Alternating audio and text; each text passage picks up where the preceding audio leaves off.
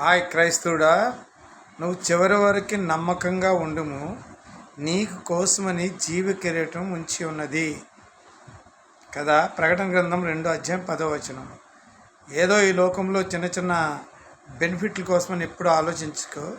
నిజంగా యేసుప్రభువును నువ్వు నమ్ముకుంటే, చివరి వరకు నువ్వు కొనసాగితే నీకు ఒక మంచి జీవ కిరీటం, అంటే జీవములో ప్రవేశిస్తావు అని దేవుడు యేసుక్రీస్తు ఇచ్చిన వాగ్దానం ఎక్కడుందో ఏదో అయోమయమా అని అనుకోకండి. ప్రకటన గ్రంథం 2:10 ఉంది. సో యేసుప్రభు చెప్పిన వాగ్దానాలన్నీ అవి 100% కరెక్ట్గా ఉంటాయి. మీరేం డౌట్ పడే అవసరం లేదు. కాబట్టి నువ్వు బ్రతుకుట క్రీస్తే, మరణమైతే మనకి మేలు కదా. ప్రభు కోసం బ్రతకాలి, సాక్షిగా జీవించాలి, నీతిగా జీవించాలి, మంచి పనులు చేయాలి. నీ జీవిక